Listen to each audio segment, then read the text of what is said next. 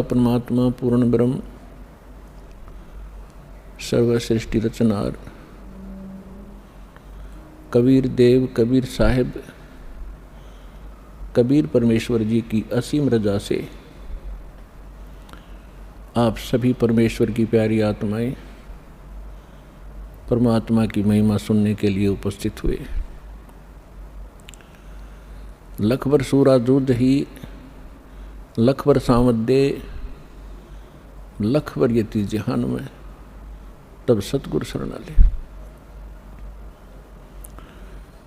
जो पुण्यात्माएं वर्तमान के अंदर मानव शरीर प्राप्त हैं उनके पिछले पनों की कोई गणना नहीं की जा सकती कि युगों युगों के आपके कितने शुभ संस्कार आपके साथ हैं। उनसे भी पुण्यकर्मी प्राणी वो हैं जो सतलोक आश्रम बरवाला जिला हिसार हरियाणा में पहुंचते हैं, दीक्षा प्राप्त करते हैं। पुण्यात्माओं, हमारे को सतगुरु नहीं मिले, हमारे को आध्यात्मिक टीचर ठीक प्राप्त नहीं हुए, जिस कारण से हम परमात्मा से मिलने वाले जो लाभ होते हैं उनसे वंचित रहे और मानव शरीर को व्यर्थ करके हम संसार छोड़कर चले जाते हैं। आगे चल के ना जाने कितने कष्ट हम उठाया करते थे, उनका हमें ज्ञान नहीं था कि इससे आगे भी कुछ है। अब परमात्मा के इस तत्व ज्ञान से, इसके प्रकाश से हमें वर्तमान का और भविष्य का और भूत की जानकारी होने लगी। भूत की कैसे है, वर्तमान की कैसे है और भविष्य की कैसे हुई। आज कोई दुखी है वो अपने पाप से है, आज कोई सुखी है तो अपने पुण्य से है। ये विधान है परमात्मा का, इस बात को सभी मानते भी हैं। कोई दुखी प्राणी है वो अपने आप ही कहा करता है कि ना जाने मेरा कौन सा पाप आगे अड़ गया। और जो सुखी होते हैं उनके विषय में सभी कहते हैं भाई गणे अच्छे कर रखे थे आपने पिछले जन्म में। तो इससे हमें भूत और वर्तमान की जानकारी हुई। भविष्य की जानकारी परमात्मा ने कराई कि कबीर हरि के नाम बिना राजा रसब होवे, मट्टी लदे कुमार के भाई घास न नीरे कोई। परमात्मा ने एक ही एग्जाम्पल ऐसा दिया है जिससे हम सहज में समझ सकते हैं। आम नागरिक राजा को बहुत ही बलशाली मानता है, समृद्ध मानता है। परमात्मा कहते हैं यदि राजा भी भक्ति नहीं करता है परमात्मा की, नेक्स्ट उसकी लाइफ गधे की होगी। अपने आत्मा अब यहाँ समस्या आती रही कि किसने देखा है, फिर वर्तमान के अंदर हमें वो सुख प्राप्त है जिससे हम गने फूल गए और भूल गए कि आगे दुख भी होंगे। और फिर ये बात कहकर छोड़ देते हैं कि देखी जाएगी। तो ये हमारी अध्यात्म ज्ञानहीनता का ही परिणाम था। हमारे सदग्रंथ परमात्मा का संविधान है और संविधान की अवहेलना जो लोग करते हैं, आप यहाँ वर्तमान में देख लो, जो संविधान की अवहेलना करते हैं उनको यही दंडित किया जाता है। इसी प्रकार परमात्मा का विधान है, जो उसको तोड़ता है, उल्लंघना करता है, उसको भी दंड प्राप्त होगा।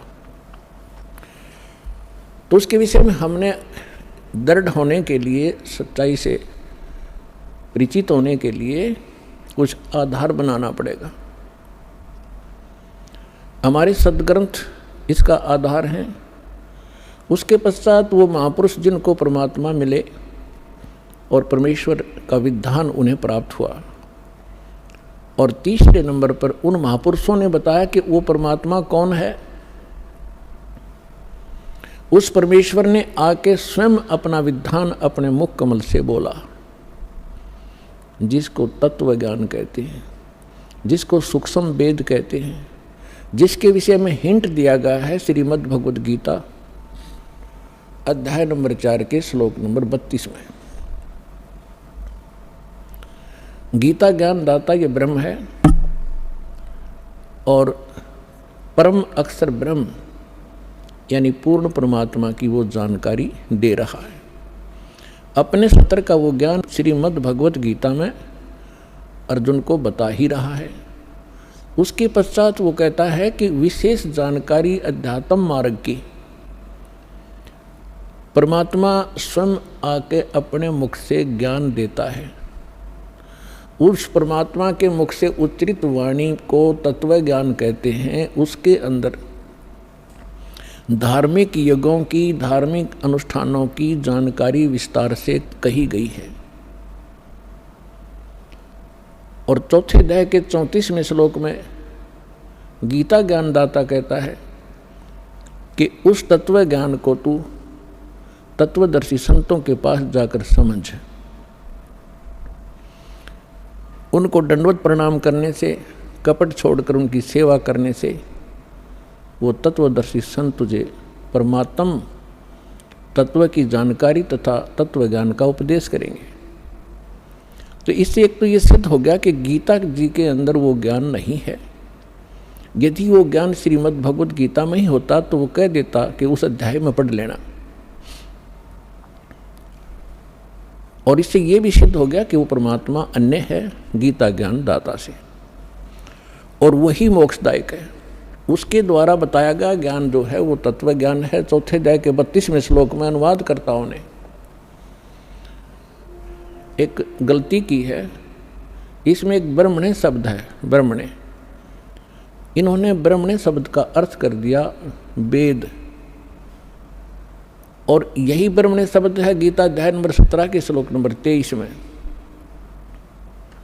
वह इन्हीं अनुवादकर्ताओं ने ब्रह्मणे का अर्थ किया है सच्चिदानंद घन ब्रह्म, यानी परम अक्षर ब्रह्म, जिसके विषय में गीता अध्याय नंबर 7 के श्लोक नंबर 29 में गीता ज्ञानदाता कहता है कि जो उस तत्ब्रह्म से, सारे अध्यात्म ज्ञान से और सभी कर्मों से परिचित हो जाता है, वो व्यक्ति केवल जरा और मरण से ही छूटने के लिए प्रयत्न करता है। यानी जरा माने वृद्धावस्था का कष्ट, मरण माने मृत्यु, अर्थात जो यहाँ से जन्म मरण के कष्ट से छूटने के लिए साधना करता है, संसार की कुछ इच्छा नहीं रखता है, वो उस तत्ब्रह्म से परिचित हो चुका है, सारे अध्यात्म ज्ञान से परिचित है और सभी कर्मों से परिचित है। अर्जुन ने 8वें अध्याय के प्रथम अंतर में पूछा, फिर वो किम तत्ब्रह्म, वो तत्ब्रह्म क्या है? गीता ज्ञानदाता ने 8वें अध्याय के 3रे श्लोक में बताया कि वो परम अक्षर ब्रह्म है, यानी गीता ज्ञानदाता से अन्य है वो। तो हमने अपने इस अध्यात्म मार्ग में आगे बढ़ने के लिए कुछ आधार बनाना पड़ेगा। अब तक हम जिस भी संत या पंथ में गए या उनका कोई अनुभव हमने पढ़ा, उनके तकरीबन विचार भिन्न मिलते हैं, उनकी साधनाओं में बहुत अंतर मिलता। तो गीता अध्याय नंबर 2 के श्लोक नंबर 53 में कहा कि अर्जुन, जिस समय तेरी बुद्धि भ्रमित करने वाले भिन्न भिन्न प्रकार के वचनों से हटकर एक परमात्म ज्ञान पर स्थिर हो जाएगी, तब तू योगी बनेगा। योगी माने भक्त। तब तो तू भगत का होगा, नहीं तो कोई भी जहाँ भी आप जाते हो आपको तत्व ज्ञान है नहीं। कोई भी सिर्फ आपको दो अटपट करके वहाँ से डिगा देता है, आपको सुमार्ग से विचलित करके कुमार्ग पर खींच ले जाता है। और जिस समय आप इस तत्व ज्ञान से दृढ़ हो जाओगे तो यहाँ पर ब्रह्मा विष्णु महेश आ जाइए आपके सामने, आप ज्ञान में डगमग नहीं हो सकते, उनको विचलित कर दोगे। ये ऐसा ज्ञान है।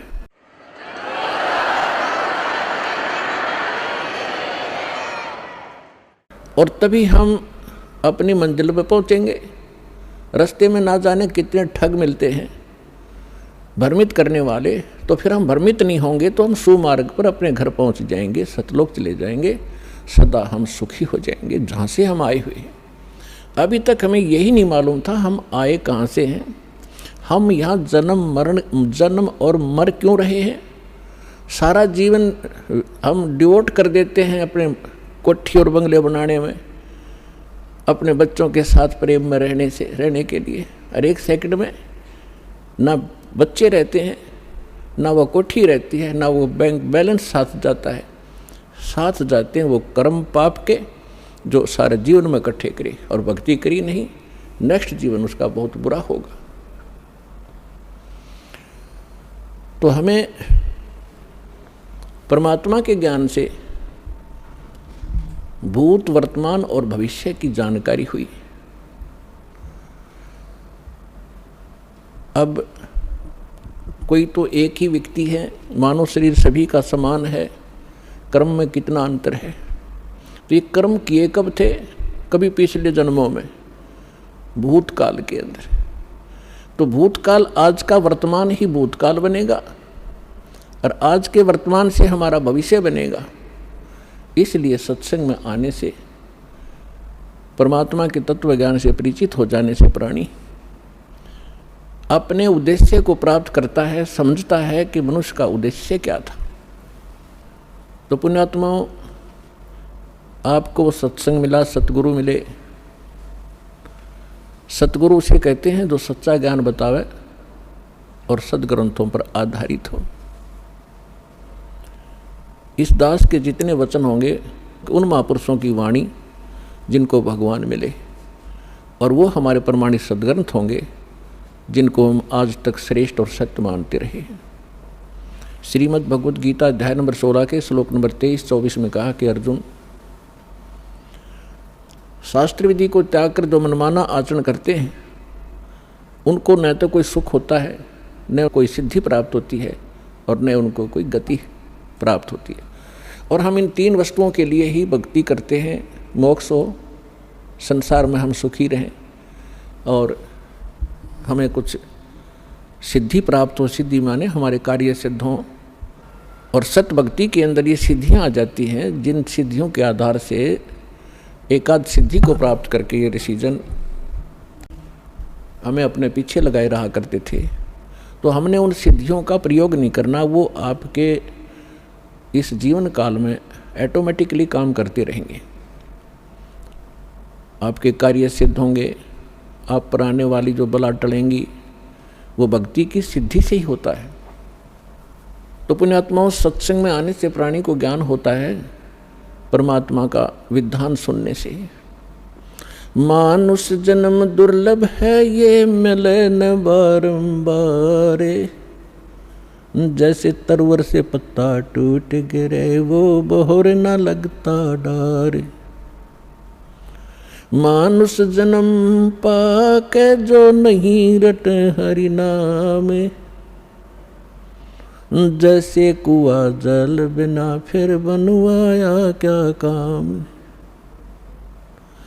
कबीर राम रटत कोड़ी भलो, चू चू पड़े जो चाम, वो सुंदर शरीर किस काम का भाई जा मुख नाही नाम।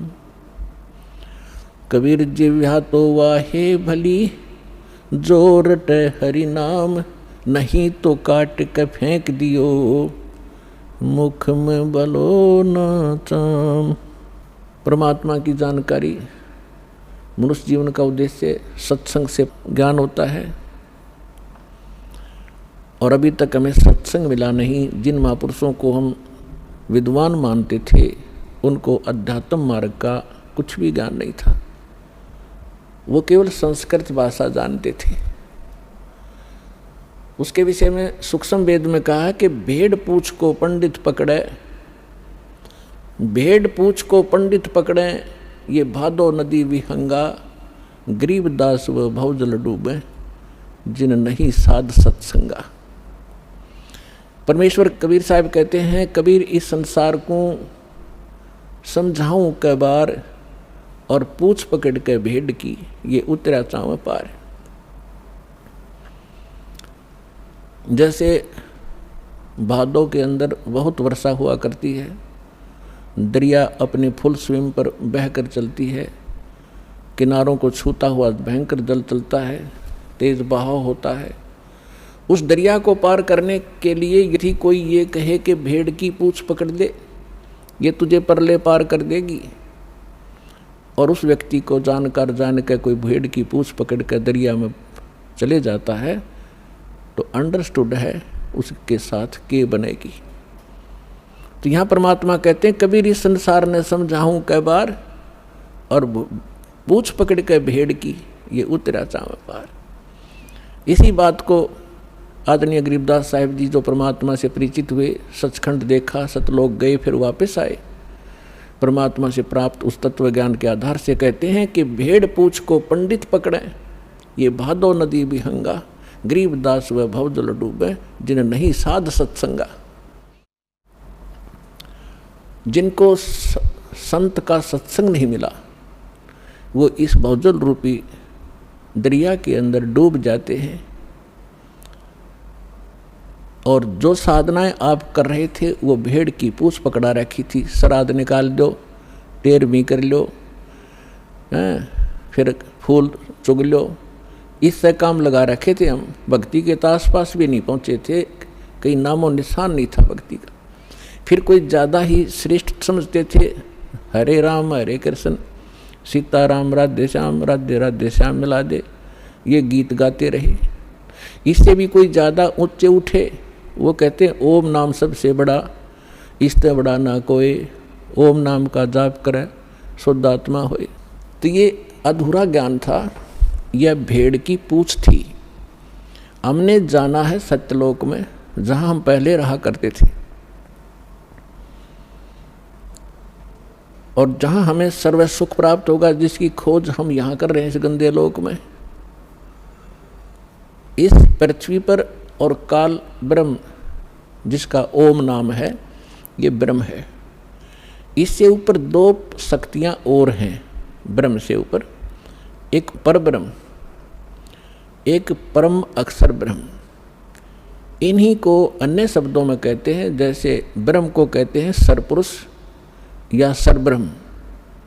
श्रीमद् भगवद गीता अध्याय नंबर 15 के श्लोक 16 और 17 में इन 3 पुरुषों की, 3 प्रभुओं की जानकारी है।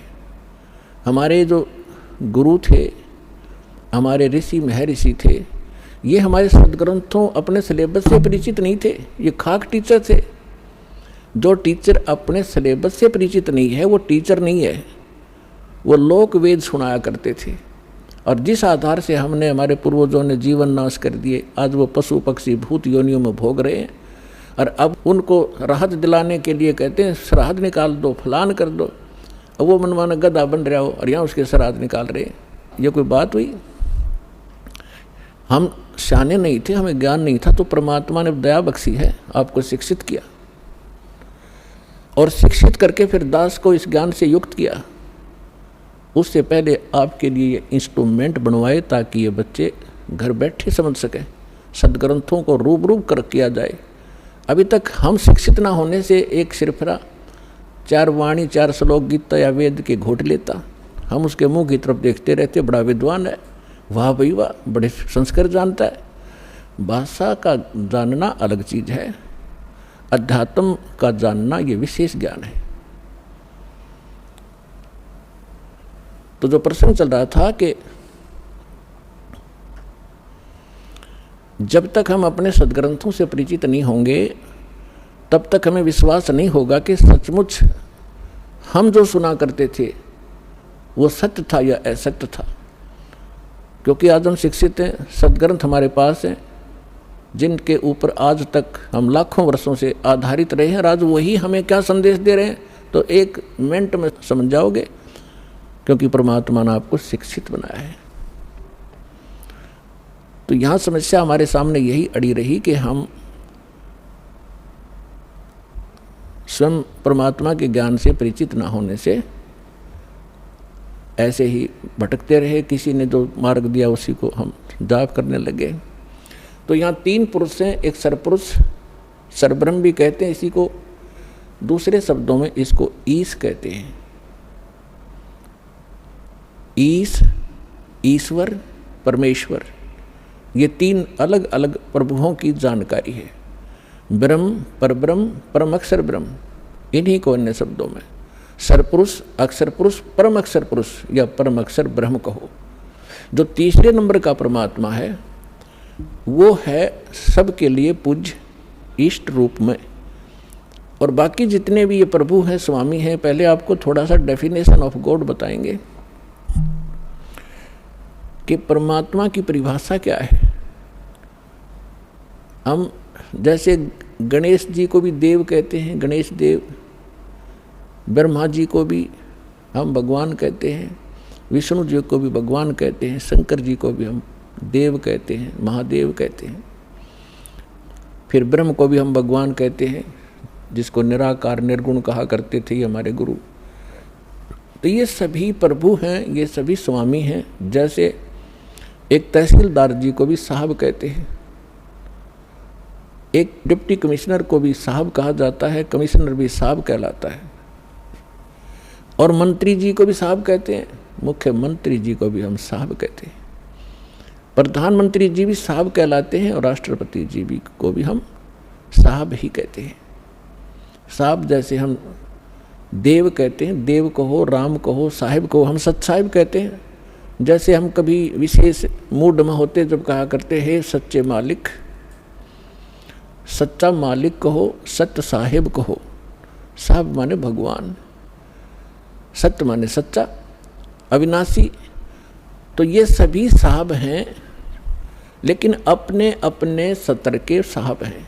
तहसीलदार एक तहसील के अंदर उस सत्र का मालिक है। और इसी प्रकार अन्य जानो, मंत्री अपने एक स्टेट के अंदर एक विभाग का स्वामी है, मालिक है, साहब है।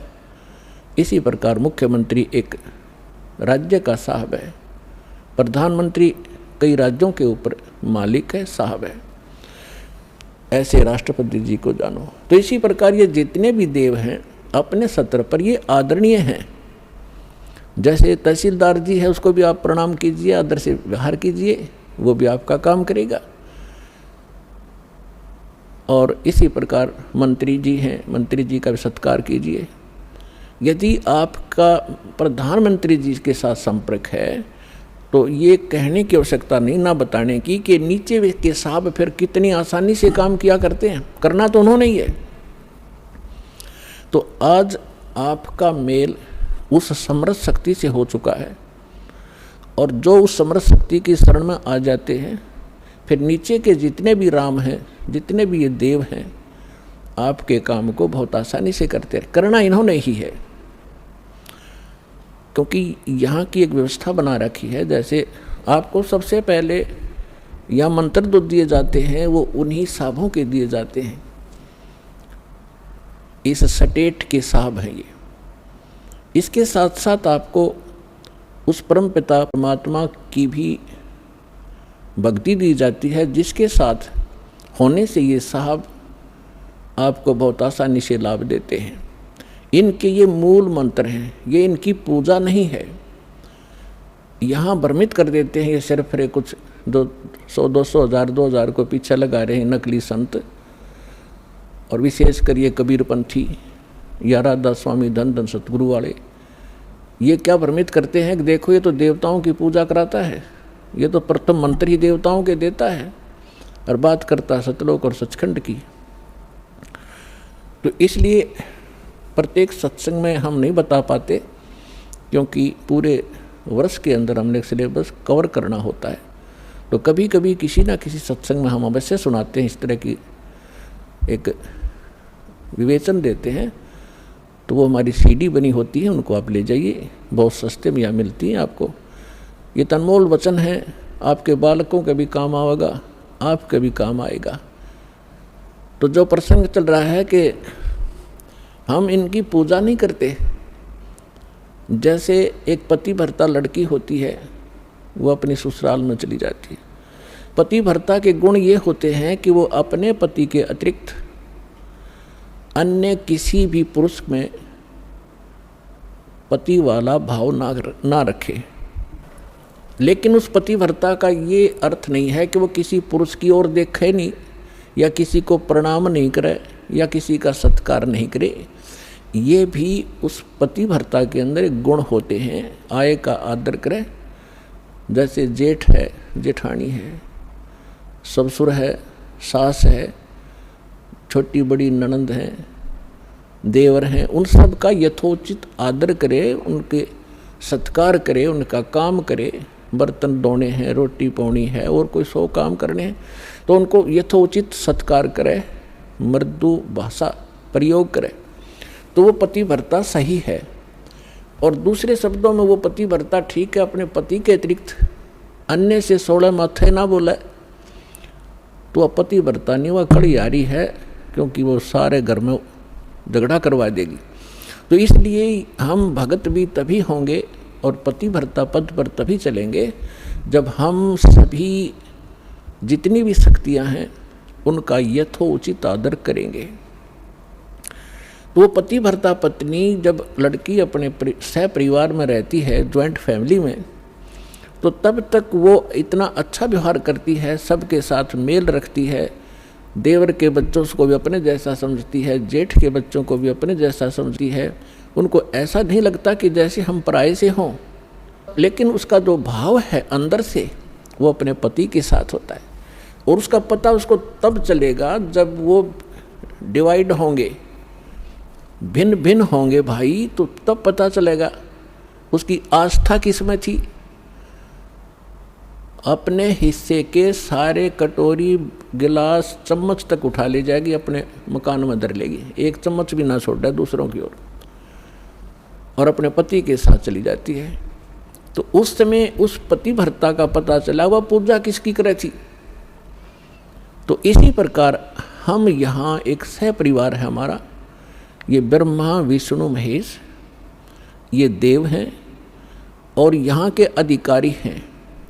ये एक विभागीय मिनिस्टर हैं इस एक ब्रह्मांड के अंदर। ब्रह्मा जी रजोगुण विभाग के, विष्णु जी सतोगुण विभाग के और शंकर जी तमोगुण विभाग के। और इन अन्य जो देव हैं जैसे गणेश जी हैं, दुर्गा जी है, इनके भी हमारे इस अध्यात्म मार्ग में बहुत सहयोग है। अब इनका जैसे हमने अपने सतलोक जाना है, सब लोग जाना है, जैसे हम विदेश गए हों और हमने अपने देश में आना है और वहाँ हम कोई ऐसा बिजनेस व्यापार कर रहे थे, किसी कारण से हमारा वहाँ नुकसान हो गया, बिजली का कनेक्शन कट गया, टेलीफोन सुविधा बंद होगी, गैस की बंद होगी, तो हम कंगाल हो गए। असुविधाएं, हमारे सब सुविधाएं समाप्त हुई, हम महा दुखी हुए। और वहाँ से आप निकल नहीं सकते जब तक उनका सारा लोन क्लियर नहीं कर लोगे, आने नहीं देंगे, आपको नो ड्यू सर्टिफिकेट नहीं मिलेगा। और वहाँ कोई आपको ऐसा रहम दिल समर्थ मिल जावे, आपसे कहे कि आपका कनेक्शन पुनः चालू करवा देता हूँ अपनी गारंटी से, और आप नए सिरे से मेहनत करो, नेक नीति से मजदूरी करो और इनके टैक्स भरते रहना, बिजली वाले का बिल भरना शुरू कर देना, टेलीफोन वाले का कनेक्शन करवा देता है और उसका मेहनत मजदूरी करके अपना बिल भरना शुरू करो, वो सुविधाएं प्रारंभ हो जाएंगी। और फिर से वो धनी हो करके और सब कर्जे से मुक्त हो करके और बची हुए धन को साथ लेकर के स्वदेश आ सकता है। ठीक इसी प्रकार हम इस काल के लोक में बहुत बड़ी पूंजी लेकर आए थे। हम बहुत बड़े साहूकार के बेटे थे, बेटियां थी सतलोक के अंदर। हम अपनी गलती से उस पूंजी समेत, अपने पुनों समेत इसके साथ आ गए। ये एक बहुत छलिया यहाँ का मालिक है, ये सारे काम छल से करता है और आपकी ही मजदूरी से कुछ टैक्स लेकर अपने 21 ब्रह्मांड को चला रहा है। कबीर साहब कहते हैं, मेरे हंसा भाई अंश रूप था जब तू आया। जब तू वहाँ से आया ना हमारे पास से, एक बहुत पवित्र आत्मा थी, कोई विकार नहीं था, तेरे पास आध्यात्मिक धन परिपूर्ण था, आज तो बिल्कुल खाली हो चुका है और गधे तक की योनि में जा चुका है पुनों के अभाव से। तो उन पुनों को पुनः प्राप्त करेंगे हम, उतने ही भक्ति युक्त होंगे जितने हम प्रारंभ में थे। तभी हम स्वदेश जा सकते हैं। बीच में हमने यहाँ से जाने का टैक्स भी देना है, किराया भी देना। जैसे जहाज से आते हैं तो वो किराया भी देना होता है और फिर पूंजी उससे अलग होती है। इसी प्रकार आपको ऐसी साधनाएं दी जा रही हैं परमात्मा ने, जो वास्तविक भक्ति थी वह अभी तक छुपा रखी थी, क्योंकि हम समझण योग्य नहीं हुए थे। और यदि आज से पहले परमात्मा ये मंत्र डिस्क्लोज कर देते तो ये नकली पंथ जो काल न चलवा रखे हैं, इनके पास भी वो मंत्र होते और यही ज्ञान होता। और वो अधिकारी थे नहीं, अधिकारी के बगैर कोई काम सफल नहीं हो सकता। जैसे एक पासपोर्ट बनवाते हैं, पासपोर्ट भी यदि अधिकारी से बना हुआ होगा तो आगे चलेगा, नहीं तो जब समय आने पर उसका पता चलेगा कि पासपोर्ट ही डुप्लीकेट है तो बहुत देर हो चुकी होगी और जेल भी जाना पड़ेगा। तो परमात्मा ने दया बख्शी थी कि ये अभी तक ये मंत्र गुप्त रखे थे। इसके पीछे बहुत बड़ी कहानी है, वो सृष्टि रचना से आपको पता चलेगा, समय आने पर बताएंगे। तो प्रसंग चल रहा है कि परमात्मा ने दया बख्शी आपको। जब 600 वर्ष पहले मालिक आए, परमात्मा वाले ही गुण रखता है। अब जैसे बर्फ़ के गुण हैं, बर्फ़ तो बर्फ़ के गुण ही रखती है, उसको उसके निकट जाओगे तो वैसा ही आभास होगा। इसी प्रकार परमात्मा जो गुण रखता है वो वैसे ही लीला करता है जैसी वो किया करता है। और उस परमेश्वर ने 600 वर्ष पहले जो लीलाएं की थी वही जानकारी हमारे सदग्रंथों से मिलती है कि परमात्मा जब पृथ्वी पर आता है, यथार्थ ज्ञान स्वयं अपने मुख कमल से कवियों की तरह कविताओं से, लोकोक्तियों के माध्यम से, शब्दावलियों के माध्यम से वो ऊंचे स्वर में बोल बोल कर उच्चारण करता है। और एक प्रसिद्ध कवियों में से भी वो एक होता है, लेकिन वो होता है परमात्मा। और वो परमात्मा अपना यथार्थ ज्ञान स्वयं ही देता है। और जब परमात्मा यहाँ आते हैं वो 3 प्रकार से हमारी देखभाल करते हैं, 3 प्रकार से हमारे पोषण करते हैं, धारण पोषण करते हैं। 3 सतिथि से। एक सतिथि में परमात्मा सतलोक में सचखंड में एक राजा के समान बहुत सुंदर सिंहासन पर विराजमान है, मनुष्य के सदृश। सिर पर मुकुट है, ऊपर छत्र है। परमात्मा के सिर पर चंवर अपने आप चल हो रहा होता है। और दूसरी स्थिति में वो परमात्मा प्रत्येक युग में एक शिशु रूप धारण करके यहाँ आते हैं और किसी कमल के फूल के ऊपर विराजमान होते हैं। वहाँ से निसंतान दंपति उन्हें उठा ले जाते हैं और फिर वहाँ परवरिश की लीला होती है। तो तब वो कंवारी गाय का दूध पीते हैं और कुछ नहीं पान करते। कंवारी गायों के दूध से उनके बचपन की परवरिश होती है, ये हमारे सदग्रंथ बताते हैं। ऋग्वेद मंडल नंबर 9, ऋग्वेद मंडल नंबर 9 सूक्त 1 मंत्र 8 और 9 में, ऋग्वेद मंडल नंबर 9 सूक्त 86 मंत्र 26 और 27 में, ऋग्वेद मंडल नंबर 9 सूक्त 82 मंत्र 1, 2, 3 में, ऋग्वेद मंडल नंबर 9 सूक्त 94 के मंत्र 1 में, ऋग्वेद मंडल नंबर 9 सूक्त 95 के मंत्र 2 में, ऋग्वेद मंडल नंबर 9 सूक्त 96 के मंत्र 16 से 20 में, ऋग्वेद मंडल नंबर 9 सूक्त 54 मंत्र 3 में, ऋग्वेद मंडल नंबर 9 सूक्त 20 मंत्र 1 में। और भी अनेक स्थानों पर ये प्रमाण है कि परमात्मा ऐसी लीला किया करता है। जब परमात्मा शिशु रूप धारण करके लीला करता है तो उनकी परवरिश की लीला कंवारी गायों से होती है, ये वेद बताते हैं। और ये लीला की किसने? वो परमात्मा कवियों की जैसा आचरण करता है। ये लीला की किसने? श्री राम, श्री कृष्ण, श्री ब्रह्मा, श्री विष्णु, श्री शिव जी की लीला में हमने कदे नहीं पढ़ी। हम हिंदू धर्म में ओड जोड़ हो गए। अब परमेश्वर की लीला में 600 वर्ष पहले मालिक आए थे, उन्होंने कबीर भगवान ने ये लीला की थी। तो who is God, Kabir is God. अब भगवान के पहचानने में हमें कति देर नहीं लगेगी, क्योंकि हम जिन सदग्रंथों को अपना मानते थे, अद्वैत सदग्रंथ हमें संदेश दे रहे हैं कि भगवान ये लीला करता है। तो सबसे पहले तो हमने भगवान की पहचान हो और सदग्रंथों से वो पहचान हो, जैसे दास ने अभी बताया था गीता अध्याय नंबर 16 के श्लोक 23-24 में स्पष्ट किया हुआ कि अर्जुन जो शास्त्र विधि को त्याग कर मनमानी साधनाएं करते हैं उनको कोई सुख नहीं होता, न उनको सुख होता है, न उनकी गति होती है, न उनको कोई सिद्धि प्राप्त होती। इससे तेरे लिए अर्जुन कर्तव्य और अकर्तव्य की व्यवस्था में कौन सी साधना करनी चाहिए, कौन सी ना करनी चाहिए, उसके लिए सदग्रंथ ही प्रमाण है। किसी की लोक वेद पर, दंत कथा पर विश्वास मत करना। तो आज हमारे सदग्रंथ क्या बताते हैं? पहले ये इन्हीं सदग्रंथों का आधार देकर के हमारे धर्मगुरु हमें समझाया करते थे, हम स्वीकार किया करते थे, क्योंकि वो संस्कृत बोला करते और सभी ग्रंथ संस्कृत में लिपिबद्ध थे। हमने कोई ऑब्जेक्शन नहीं हुआ कि इतना विद्वान व्यक्ति सच्ची कह रहा होगा।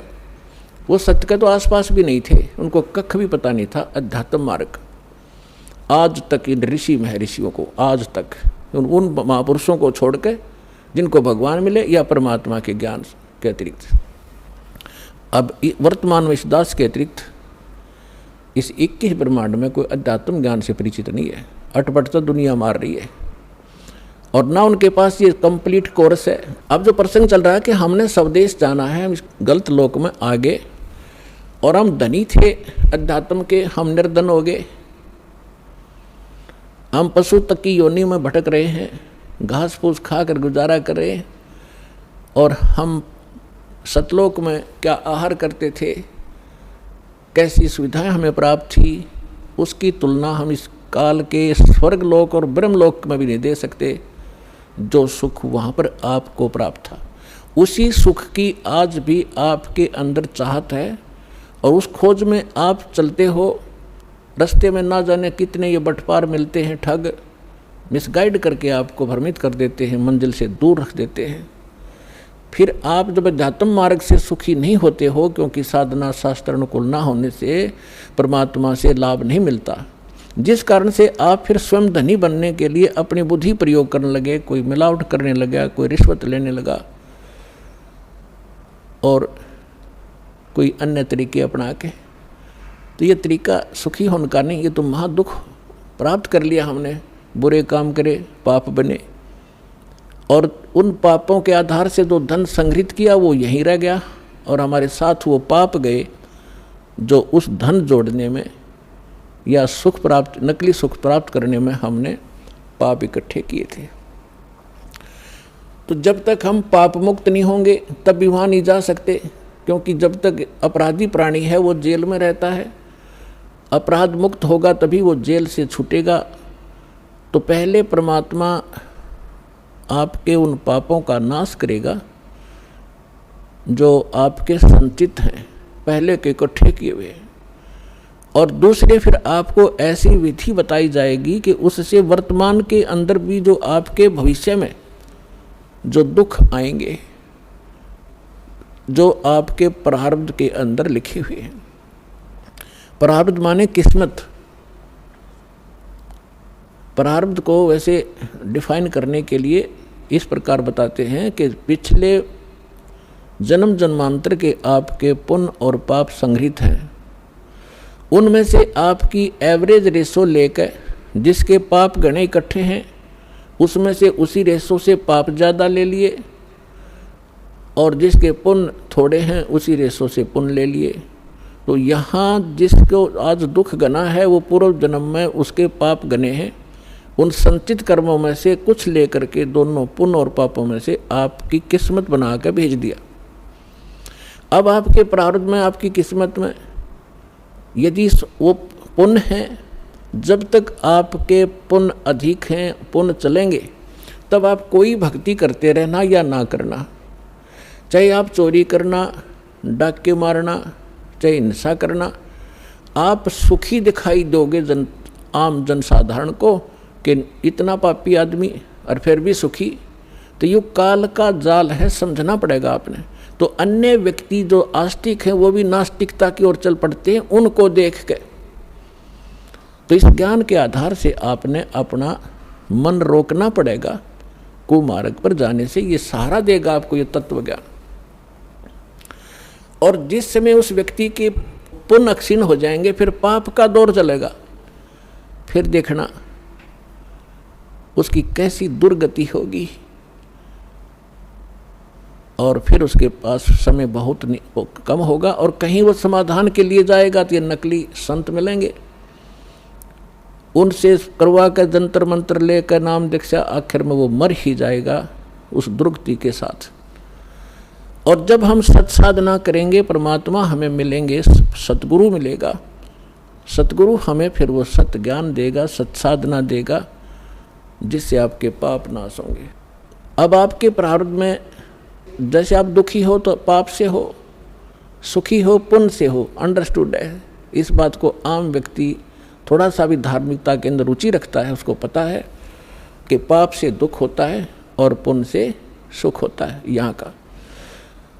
अब जब तक आपके पुण्य चलेंगे तो आप सुखी नजर आओगे, और ये पुण्य पहले की संग्रहित कमाई है आपकी। जैसे इन्वर्टर आज सबके घर हो रहा तकरीबन, नहीं जानकारी ज़रूर है सभी ने। उसके अंदर बैटरियां होती हैं, उनको चार्जर के माध्यम से लाइट में बिजली में लगा कर चार्ज किया जाता है, तो बैटरियों के अंदर वो एनर्जी स्टोर हो जाती है। और फिर बेशक वो इन्वर्टर से चार्जर हटा दिया जाए, फिर भी उन इन्वर्टर से बैटरी बल्ब भी जग रहे होते हैं, ट्यूब भी जग रही होती है, कूलर भी चल रहे होते हैं, वो अपनी सुविधा दे रहा होता है। तो वो व्यक्ति ये सोचता है कि सारे सुविधाएं प्राप्त हैं, लेकिन जब उसकी चार्जर ठीक नहीं है तो वो बैटरी एक दिन एकदम डाउन होंगी और डिस्चार्ज हो जाएगी, फिर उसको कोई सुविधा नहीं प्राप्त होगी। ठीक इसी प्रकार जो पूर्व जन्म के पुण्यकर्मी प्राणी हैं, उन्होंने पूर्व जन्मों में वह बैटरी चार्ज कर रखी है, कभी चार्जर ठीक लग गया। क्योंकि परमात्मा जब आते हैं, परमेश्वर 600 वर्ष पहले आए थे, भगवान कबीर साहब जी आपको चार्ज कर गए थे आशीर्वाद से, आपको मंत्र दे के, अमृतवाणी सुना के। उस समय कबीर भगवान के 64 लाख शिष्य हुए थे, 64 लाख शिष्य, एक दानक के, एक जुलाहे के, एक मजदूर आदमी के, और जो संत भी महसूस नहीं हुआ था, क्योंकि हम संत समझते थे जो या तो पंडित हों या बड़ी गुफाओं में बैठे हों, जटा हो बड़ी बड़ी, या मूंड मुंडा रखा हो, लाल पीले कपड़े पहन रखे हों, तो उन महापुरुषों को तो हम संत माना करते। अरे एक हमारे जैसा मजदूर, एक कपड़ा बुनने वाला, एक धानक, और उसके 64 लाख से सोना, अद्वितीय काम है ये। लेकिन परमात्मा की महिमा को इतना दबा दिया इन नकली काल के दूता ने, उसको एक कवि, एक दानक, एक जुलाहा, एक भक्त बना के उसकी फाइल बंद करके छोड़ दी। अब उस लाल की गिठड़ी दास ने खोली और आपको पहचान बता दिया, लाल ये होता है, इसकी इतनी कीमत है। अब कौन पीछे रहेगा उस लाल को प्राप्त करने में? दौड़ लग जाएगी, होड़ लगेगी, कुछ दिनों में देख लेना, पूरा विश्व प्राप्त करेगा। सबको जरूरत है भगवान की।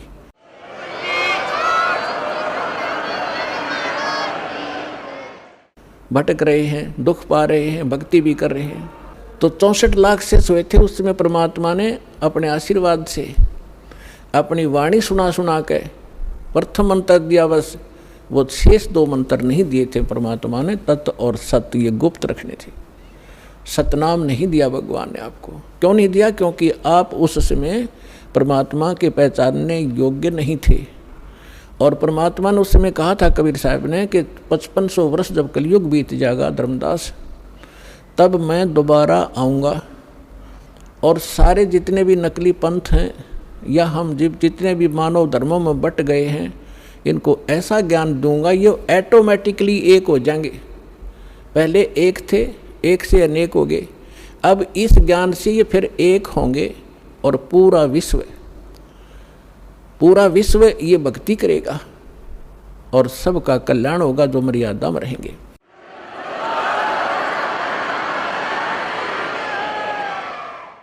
तो अब वो कलयुग का वो आ गया, वो समय निर्धारित जो परमात्मा ने ठीक रखी थी, वो ठीक का समय अब आ चुका है।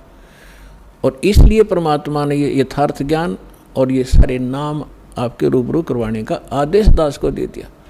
तो उस समय परमेश्वर ने आपकी बैटरी चार्ज करी थी और वो बैटरी चार्ज करके आपके अभी तक उसी चार्ज से आपको मनुष्य जीवन प्राप्त होते हुए आ रहे हैं।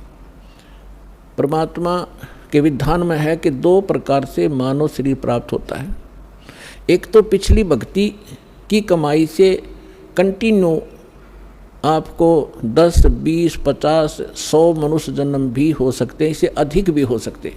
वो आपके संग्रहित उस बैटरी चार्ज पर डिपेंड करता है कि किसने कितनी कर रखी है। लेकिन उन मनुष्य जीवन के दौरान यदि सत भक्ति यानी फिर चार्जर नहीं लगा तो फिर कोई लाभ नहीं होगा, फिर 84 लाख योनियों का आपको दंड भोगना पड़ेगा। अब दूसरी प्रकार का जो जन्म होता है वो होता टर्न वाइज। एक नंबर आधार से आपको परमात्मा ने विधान बनाकर छोड़ दिया था इसके लिए कि एक मानव शरीर प्रत्येक जीव को अवश्य प्राप्त होगा। 84 लाख प्रकार के कुत्ते, गधे, सुअर की योनियां भोग के और फिर एक मानव शरीर आप उस प्राणी को अवश्य प्राप्त होता है। तो कुछ तो ऐसे मानव शरीर प्राप्त प्राणी हैं जो टर्न वाइज मानव शरीर प्राप्त है, और एक वो हैं जो पिछले बैटरी चार्ज थी उस पिछले संस्कारों से मनुष्य जीवन कंटिन्यू आ रहा है आपका। तो जिनका जो पिछले जन्म में मनुष्य से ही मनुष्य जीवन प्राप्त किया है, आज उनके अंदर भक्ति की कसक ज्यों की तो है और वही पुण्यात्माएं भटक रही हैं भगवान के लिए। तो परमात्मा की चाह में वही चलती हैं क्योंकि उनके अंदर वो कसक विद्वान रहती है, वो भूल नहीं पड़ती उनको। तो कोई तो बचपन से ही कोई ना कोई व्रत रखने लग जाता है, परंपरागत साधनाएं करते हैं, फिर जैसा भी कोई चलता फिरता भी कोई मार्गदर्शक मिल जाता है वो भी स्वीकार कर लेते हैं। फिर संतों के पास जाते हैं, सुनते हैं कि भाई गुरु बिन मोक्ष नहीं होता। फिर उन संतों के पास भी वही पुण्यात्माएं जो पूर्व जन्म से मानव शरीर से ही आए हैं वही भटक रहे हैं, उनके अंदर चाह है, कसक है भगवान की, वही इन धार्मिक स्थलों पर जा रहे हैं, वही इन नकली संतों का फंस गए। अब ये 2 प्रकार से मानव शरीर प्राप्त होता। तो 600 वर्ष पहले आप जी परमात्मा के संपर्क में रहे थे, आपने चार्जर ठीक लगाया था और उसके कारण आज तक आप मनुष्य शरीर प्राप्त करते हुए आ रहे हो और आपके अंदर आज भी चाह है भगवान की। तो पीछे आप मानव शरीर से आए हैं। यहाँ थोड़ा सा एक उदाहरण देते हैं। एक कथा आती है अपने पुराणों के अंदर, लेकिन ये जितनी कथाएं हैं ये इनकम्प्लीट हैं, इनको हमारे को कोई सिर पैर इन्होंने बताया नहीं, कथा सुना कर छोड़ दी। एक गरुड़ और कागभूषण की कथा आती है। एक दिन गरुड़ जी और कागभूषण जी दोनों इकट्ठे हो गए। गरुड़ भगवान विष्णु का वाहन है और कागभूषण बहुत अच्छे जो है भक्त हैं। उनका ऊपर से मुंह कौवे का है, शेष शरीर जो है बॉडी देवता जैसी है, मनुष्य दृश्य है, और गरुड़ जी की भी यही दशा है। अब एक दिन गरुड़ जी ने पूछा कि हे कागभूषण, आपके पास बैठकर मुझे बहुत शांति होती है और आप बहुत अच्छे भक्त हो, आपको ये सारी व्यवस्था कैसे प्राप्त हुई? तब कागभूषण ने कहा कि गरुड़ जी एक लंबी कहानी है, आपके पास समय हो तो सुनाऊं? गरुड़ जी ने कहा कि सुना भाई। कागभूषण ने कहा कि एक समय मैं मानव शरीर प्राप्त था और मेरी 20 वर्ष की आयु थी, युवा था। एक भयंकर अकाल गिरा उस क्षेत्र में जहाँ हमारा परिवार रहता था। मेरा पूरा परिवार नष्ट हो गया भूख के कारण, टक्कर मार मार कर भाई बहन और माता पिता मर गए। मैं युवा था, शक्ति मेरे में ज़्यादा थी उनसे। मैं कई दिन रोज तक भूख सहन करके जीवित रहा। उस क्षेत्र को छोड़कर मैं दूसरे स्थान पर चला गया जहाँ अकाल नहीं था। वहाँ पेट भर अन्न खाया, लेकिन हृदय में एक ऐसी चोट लग गई कि ये क्या जीवन है यहाँ का। कल तक हम भाई बहन माता पिता के साथ बड़े प्यार से खेल रहे थे, रह रहे थे, एक दूसरे से बगैर एक पल भी दूर नहीं हो सकते थे, और आज ना माँ रही, ना बाप रहा, ना बहन रही, ना भाई रहे। इसने मुझे इतना तोड़ दिया कि अब कुछ सूझ नहीं रहा था। इतने में क्या सुना कि एक मंदिर से आवाज़ आई, भगवान की चर्चा हो रही थी। वहाँ गया तो मंदिर के अंदर एक शिव का पुजारी एक ब्राह्मण कथा कर रहा था। मैं पीछे बैठ गया जाकर। कथा के उपरांत सभी अब श्रोता चले गए, मैं वहीं बैठा रहा। ब्राह्मण ने पूछा, बेटा क्या बात है, कहाँ से आए हो, कौन हो? तब मैंने अपनी दुख भरी कहानी ब्राह्मण को बताई। पंडित बड़ा दयालु था, मुझे सीने से लगाया और कहा, बेटा यहाँ तो दुखों के पहाड़ ऐसे ही टूटते रहेंगे, आप भक्ति किया करो, भक्ति करो बेटा, भक्ति से भगवान सहारा देता है और मोक्ष हो जाता है। तेरा कुछ नहीं है तो आप यहाँ मंदिर में रहो मेरे साथ। तो वो मंदिर में रहने लगा। अब दास जो आपको स्पष्ट करना चाह रहा है कि 2 प्रकार से मानव शरीर प्राप्त होता है। एक तो टर्न वाइज, 83 लाख यूनिया भोग कर गधे कुत्ते सूअर सब आकर के मनुष्य शरीर मिलता है। दूसरा मिलता है पुण्य कर्मों से लगातार कई भी मनुष्य जीवन हो जाते हैं कंटिन्यू।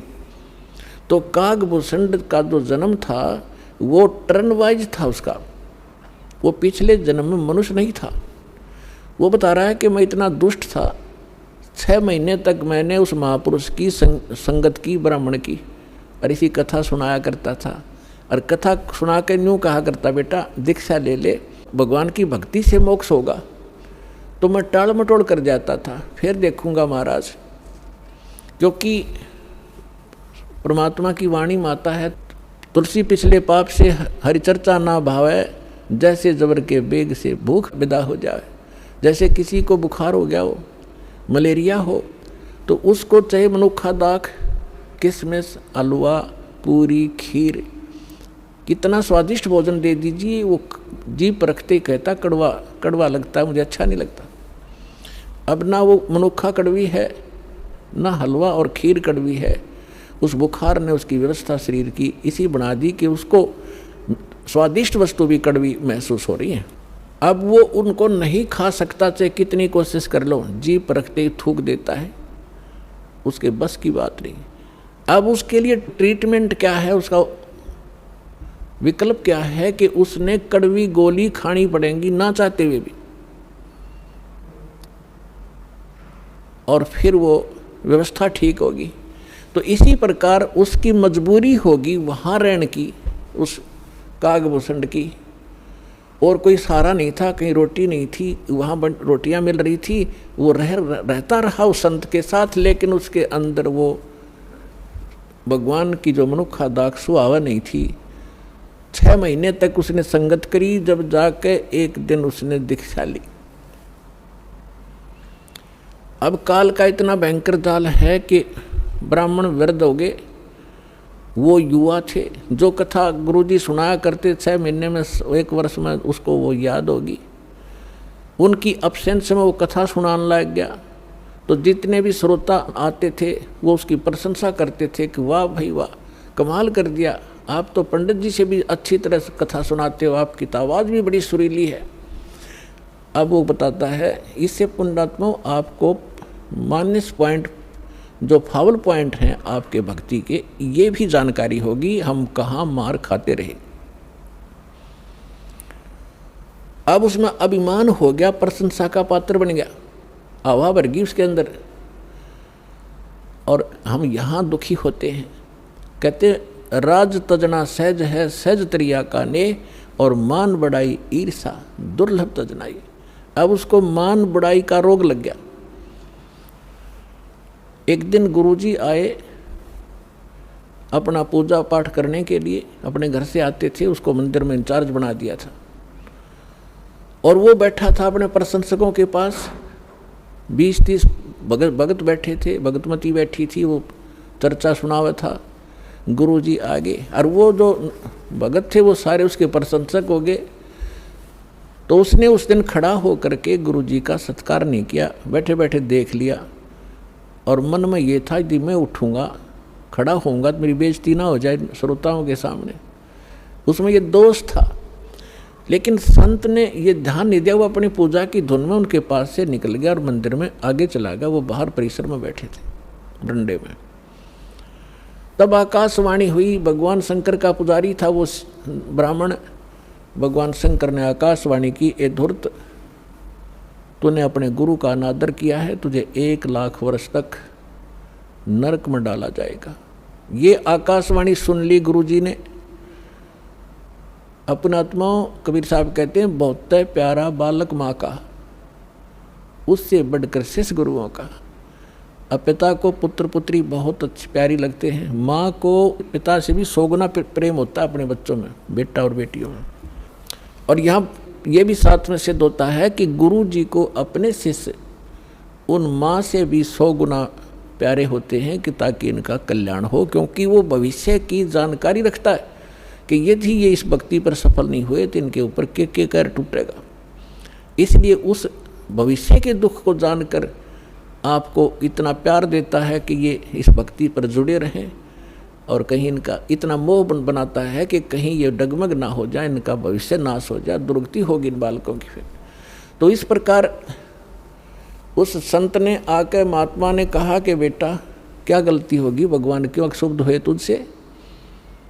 अरे अक्षमा याचना कर भगवान से। आप भी खड़े हो गए और उससे भी कहा, और कहा है भगवान बालक है, भूल पड़ गई होगी, आपका बच्चा है, अक्षमा करो, आप तो दयालु हो, आप तो कृपालु हो, महादेव हो। फिर आकाशवाणी की कि इसने अपने गुरु का अपमान किया है, ये मेरी बर्दाश्त से बाहर है। जब ये गुरु का आदर नहीं कर सकता तो मेरे लोक में आवेगा, यहाँ भी यो उस भस्मासुर जैसे काम करेगा। ऐसे दुष्ट को मैं कैसे एक्सेप्ट करूँगा? तो जैसा आज ये गुरु के प्रति इसका व्यवहार है, ऐसा ही मेरे प्रति होगा। पुण्यात्मा परमात्मा कहते हैं, गुरु मानुष कर जानते ते नर कहिए अंध, और होवें दुखी संसार में आग गई यम के फंद। परमात्मा आपकी ट्रायल लेता है कि यदि इस दास के स्थान पर मैं होता तो ये सामने वाला मेरे साथ जैसा आज इसके साथ व्यवहार कर रहा है, ऐसा ही मेरे साथ करता। इस प्रकार आप जी को इन सत्संगों के माध्यम से वो भक्ति नाशक पॉइंटों से भी आगाह कराया जाता है कि जिस कारण से आपकी भक्ति इन कारणों से नष्ट होती है। फिर भी उन्होंने बार बार प्रार्थना करने से शंकर भगवान ने कहा कि जो मेरे मुख से वचन निकल गया अब ये वापस नहीं हो सकता। इतना अवश्य कर दूंगा तेरे गुरु जी की प्रार्थना पर कि उस नरक के अंदर तुझे यम के दूत दुखी नहीं करेंगे, रहना पड़ेगा 1 लाख वर्ष तक नरक में ही, उसको मैं बाहर नहीं कर सकता। अब यहाँ परमात्मा कहते हैं, मासा घटे ना तिलबद्ध है, विद ना लिखे जो लेख, और सच्चा सतगुरु मेट कर ऊपर मारते मेघ। तो ये भगवान केवल उतना ही कर सकते हैं, इससे वो कम और ज़्यादा नहीं कर सकते। जो उनकी किसी भी 3 ताप के कारण या प्रारब्ध के कारण जो भी उनको सुख या दुख है उतना ही मिलेगा। अब जैसे किसी मंत्री का मित्र हो कोई, उसकी सज़ा हो जाती है तो वो मंत्री उस सज़ा से मुक्त नहीं करा सकता, उसको जेल में तो रहना पड़ेगा, लेकिन उस मंत्री के प्रभाव से वहाँ के जेलर और कर्मचारी उसको कष्ट कति नहीं देंगे। ये अंडरस्टूड है, लेकिन रहना पड़ेगा जेल में ही। इस प्रकार कागभूषण बता रहे हैं कि मैं ऐसा नालायक था कि उससे पहले के आज मुझे पिछली इतिहास नज़र आता, क्योंकि मैं भक्ति पर हूँ। मैंने असंख्य जन्म खो दिए थे, जो टर्न वाइज मुझे असंख्यों जन्म मनुष्य के मिले, लेकिन भक्ति मैंने किसी भी जन्म में बीज नहीं बोया भक्ति का, और उस जन्म में मेरा भक्ति का बीज बो गया। और वो बीज बोने का, भक्ति का बीज पड़ने का कारण मेरे परिवार का नाश होना था। अगर वो परिवार नाश ना होता, वो परिवार के वो तो क्षेत्र ही नाश हो गया था, तो वो मेरे लिए वरदान सिद्ध हो गया। आज मुझे महसूस हो रहा है वो कष्ट ना आता तो मैं उस जन्म में भी भक्ति नहीं करता, इतना नीच था। अब काकभूषण कहता उसके बाद मेरा 1 लाख वर्ष के बाद फिर पुनः जन्म हुआ। भक्ति की कसक मेरे अंदर फिर भी बनी रही। मैंने एक लोमस ऋषि के साथ वाद विवाद कर दिया भक्ति के ऊपर। उसने श्राप दे दिया, रे चंडाल, तेरा चंडाल के घर जन्म होगा, काग चंडाल के। तो कहता है कि मेरे मन, जब गुरुजी ने मुझे ऐसा क्रोध से वचन बोला, मेरे को क्रोध नहीं हुआ। मैं समझ गया कि बात बिगड़ गई। मेरे मन में क्रोध नहीं आया, ना दुख हुआ। मुझे एहसास हुआ कि मेरे से भारी गलती बन गई। तो मैंने उनके तरफ करबद्ध होकर के हाथ जोड़ के ऐसे मायूस सा बनकर कहा कि हे ऋषि जी, जन्म तो दास को कहीं दे देना, पर एक वरदान भी दे दो कि मेरी भक्ति भूल ना पड़े। तो उसने कहा भाई ठीक है, तेरा जन्म तो होगा चंडाल का, लेकिन ये आशीर्वाद दे देता हूँ कि तेरे याद बनी रहेगी भगवान की। तो फिर काग चंड के घर ये जिसका जन्म हुआ, पूरा इतिहास बता रखा परमात्मा ने अपने सूक्ष्म वेद में। ब्रह्मा जी का वाहन है हंस, उसकी हंसनी को ब्रह्मा जी की पत्नी सावित्री उसको गर्भ धारण कराने के लिए कागचंड के घर ले गई। उनके संयोग से फिर काकभूषण का जन्म हुआ। ऊपर से मुंह काग का है, नीचे शरीर देवताओं जैसा है। फिर ये कहता है कि गरुड़ जी उसके बाद जो नेक्स्ट जन्म मेरा चंडाल के घर हुआ काकभूषण नाम से, उस जीवन में मेरे भक्ति की जबरदस्त कसक बनी रही। मैं घूम रहा था, भटक रहा था, गुरु भी बना रखे थे, ऋषियों के पास भी गया था और भक्ति भी कर रहा था। उसी दौरान मुझे एक जोगजीत नाम के महापुरुष मिले। उन्होंने मुझे सतलोक और सचखंड और बहुत आगे की जानकारी दी और उन्होंने मुझे एक ऐसा मंत्र दे रखा है, उसका जाप करता हूँ और मेरी बहुत लंबी उम्र उन्होंने बख्श दी है। तो पुण्यात्माओं, वो जोगजीत कौन थे? ये वो परमात्मा है कबीर साहब, हमारे परम पुरुष। ये भिन्न भिन्न रूप बना के भिन्न भिन्न नामों से यहाँ आते हैं और अच्छी आत्माओं को मिलते हैं, उनको भक्ति से युक्त करते हैं। तो जो प्रसंग चल रहा था कि जैसे आप पूर्व जन्म के पुण्यकर्मी प्राणी हो, उनको मनुष्य जीवन मिला है, तो वो आज भी भक्ति की कसक आप में विद्यमान है, आप भटक रहे हो। और कुछ ऐसे व्यक्ति हैं एक ही घर में, एक तो इस ज्ञान को सुनते ही भाग लेता है और दूसरे को समझाने की चेष्टा करते हैं तो भी वो नहीं मानते हैं, विरोध करते हैं। तने देवी देवता छोड़ दिए, तने बैठा दिया है, देवता रुष्ट हो जाएंगे, ये हो जाएगा, नुकसान हो जाएगा, या वो भक्ति करते ही नहीं है। तो इसका कारण बताया परमात्मा ने। कबीर साहब कहते हैं सठ दिल दोनों दीन का, दिल में दोष न धार, सतगुरु का कोई एक है, यू काल का सब संसार। जैसे कोयल जो होती है, ये कोयल अपना अलग से घोंसला बनाकर अंडे नहीं पैदा करती, क्योंकि अलग से वो अंडे देती है तो कौवे उसको खा जाते अंडों को। वो ऐसे सूझबूझ से अपना काम निकालती है। जो मादा काग कौवी कहीं अंडे उत्पन्न कर देती है, उस ताक में रहती है, और जब वो कभी बाहर जाती है अपना आहार करने के लिए, चुग्गा चुगने के लिए, तो पीछे से उसी के घोंसले में अंडे उत्पन्न कर देती है। अब वो कौवी वापस आती है तो वो 2 के स्थान पर 4 अंडे पाती है, लेकिन वो समझ नहीं पाती है तेरा कौन सा है, दूसरा कौन सा है। तो उन सभी को वो उसको परिवरिश कर देती है, उनसे बच्चे निकाल देती है और उनमें उसका अपना सा मोह हो जाता है। और वो कोयल सामने देखती रहती है, उनके आसपास रहती है कि कब ये बच्चे उड़ने योग्य हों और फिर इनको मैं साथ ले जाऊं। जब वो देख लेती है कि ये बच्चे कुछ दूर तक उड़कर वापस आने लगे हैं, तब दूर वृक्ष पर बैठ के अपनी बोली बोलती है, कुहू कुहू की। जो कोयल के बच्चे होते हैं वो उस आवाज़ से प्रभावित होते हैं और ऐसे चारों तरफ देखते हैं, उस आवाज़ के साथ वो खींचे चले जाते हैं। और जो काग वाले होते हैं उनका असर भी नहीं होता, वो अपने बैठे ऐसे ही, वो उड़कर चल पड़े कोयल वाले, काग वाले वहीं रह गए। अब कौवी दौड़ती है उड़ती है पीछे पीछे उनके साथ कि मेरे बच्चे गए, तो कोयल और दूर चली जाती है, कुहू कुहू करती हुई उड़ती हुई, तो बहुत दूर निकल जाती है, कभी वापस आ जाती है कि कहीं पीछे ये बच्चे तो गए सो गए, कहीं पीछे वालों को हानि ना हो जाए, उनको छोड़कर वह वापस आ जाती है। तो कोयल वाले बच्चे अपनी माँ की बोली पहचान कर उसके साथ चले जाते हैं और काग वाले वहीं रह जाते हैं। घर घर के अंदर आज ऐसी स्थिति हो चुकी है। जो परमात्मा के पूर्व जन्म के संस्कारी हंस हैं, परमात्मा की इस बोली को, कोयल की बोली को सुनते ही फड़क गए और भाग लिए सतलोक आश्रम की ओर। और वो भी अगर शाने नहीं हुए हैं, भी समझन जोगे जो शेष रह रहे हैं, ये भी हो सकता है, तो वो भी अगर कोयल के होंगे तो अवश्य सतलोक आश्रम बरवाड़ा में आना पड़ेगा उनको। तो ठीक इसी प्रकार पिछले संस्कार से आपको सब वस्तु प्राप्त हो रही है, लेकिन आगे की भी तैयारी करवानी है।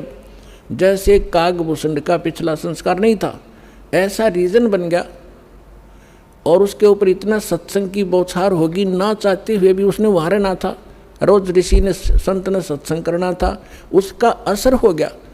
अब जैसे किसी को सर्प डस जाता है और पहले मंत्रों से यंत्र ये सब जतन हुआ करते थे, गारुड़ एक मंत्र सिद्ध कर लेता है वेद का, और उस मंत्र से फिर वो विष उतारता है, तो उस जिसको सर्प ने डसा हुआ है वो अचेत पड़ा है, ना उस मंत्र की लैंग्वेज समझता है, ना आवाज़ सुन रहा है, लेकिन वो मंत्र फिर भी उसके ऊपर असर करके विष रहित कर देता है और वो सचेत हो जाता है।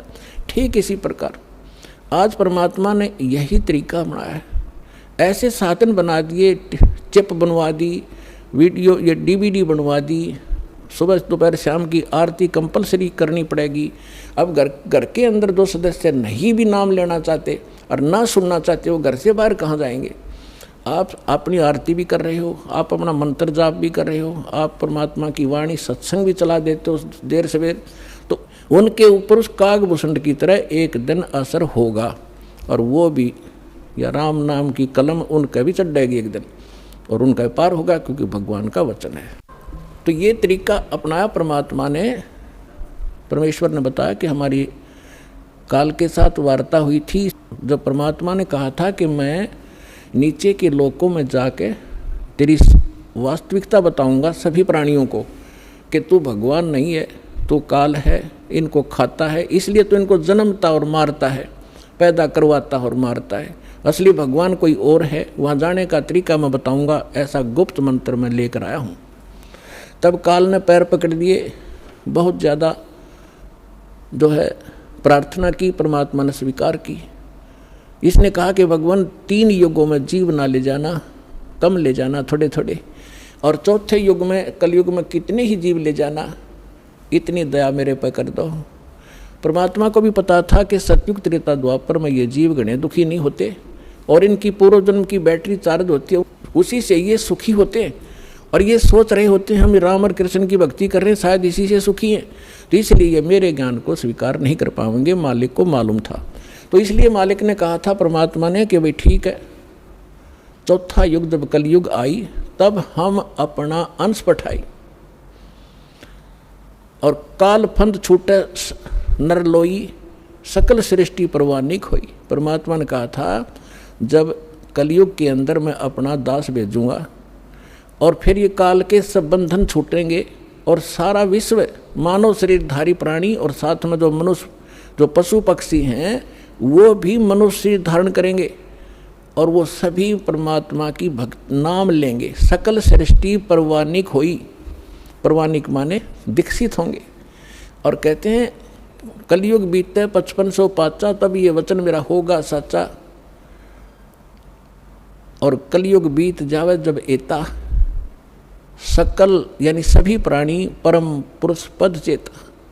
600 वर्ष पहले मालिक की वाणी में लिखा हुआ है, कबीर वाणी में, सच्चिदानंद घन ब्रह्म की वाणी में, यानी सूक्ष्म वेद में, उस तत्व ज्ञान में लिखा है, परमात्मा ने बोला था, धर्मदास जी लिखा था, उसमें कहा है कि जब चौथा युग जब कलयुग आई तब हम अपना अंश पठाई, और काल फंद छूटे नरलोई, नर नारी सभी का काल का फंद छूटेगा, जो इसने जकड़ रखा है, मूर्ख बना रखा है, बस इतना ही सीमित कर दिया, ये तेरा बेटा है या तेरी बेटी है, ये तेरी कार या तेरी कोठी है, 1 मिनट में मृत्यु हो जा, छोड़ बेटा अब ये सब मेरी है, तू गधा बन।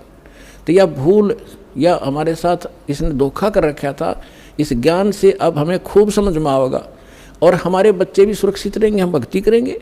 परमात्मा की शरण में आने से हमारे प्रारब्ध के जो पाप आने हैं, मृत्यु होने या काल मृत्यु या कोई अन्य अंग भंग होना है, वो नहीं होगा। अगर आप नियमित रहोगे, सच्चा विश्वास के साथ ही सद्भक्ति करोगे तो वो दुख टलेंगे। आपके बच्चे आखिर तक आपके साथ रहेंगे जब तक, और वो भी मुक्त होंगे और आप भी होंगे यदि सारे भक्ति पर लग जाओगे। तो परमात्मा ने कहा था कि सकल सृष्टि प्रवानिक होई, काल फंद छूटे नरलोई। काल का जो बंधन है कर्मों से बांध रखा इसने, और ये सब छूटेगा और सारी सृष्टि उपदेशी होगी। कलयुग बीतते 5505। धर्मदास जी से कहा था कि कलयुग बीतते 5505, तब ये वचन मेरा होगा सच्चा। आज से 600 वर्ष पहले मालिक ने ये कहा था कि पूरा विश्व मेरी भक्ति करा करेगा कबीर की, और सभी उस सतलोक के परमेश्वर के उस परम पद के जानकार होंगे, सबको ज्ञान हो जाएगा उस परम पुरुष के उस पद का। जो गीता अध्याय नंबर 18 के श्लोक नंबर 62 में कहा कि अर्जुन तू सर्वभाव से उस परमेश्वर की शरण में जा, उसकी कृपा से ही तू परम शांति को और सनातन यानी शाश्वत स्थान को प्राप्त होगा।